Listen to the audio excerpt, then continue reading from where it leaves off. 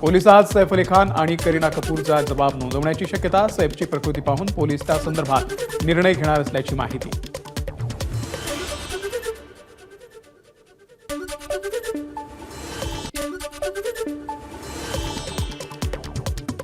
पोलिसांनी पकडलेल्या संशयिताचा फोटो लीलावतीतल्या पोलिसांकडे पाठवला।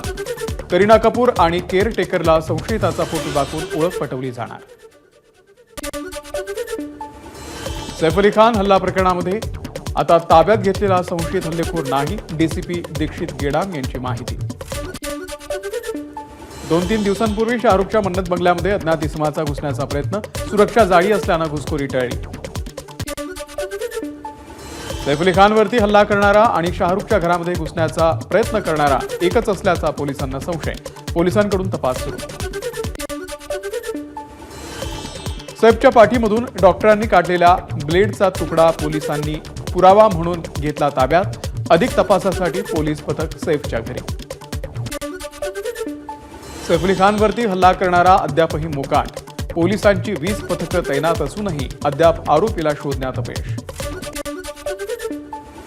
आरोपीला शोधण्यासाठी 20 पोलिसांची पथकं तैनात। मुंबईसह आसपासच्या परिसरात पोलिसांची पथकं रवाना। सीसीटीव्हीचे 3 DVR पोलिसांनी इमारतीतून घेतले ताब्यात। सैफ अली खानवरच्या हल्ल्याची वांद्रे पोलिसांकडून क्राईम ब्रांचला 5 तासांनंतर ही माहिती।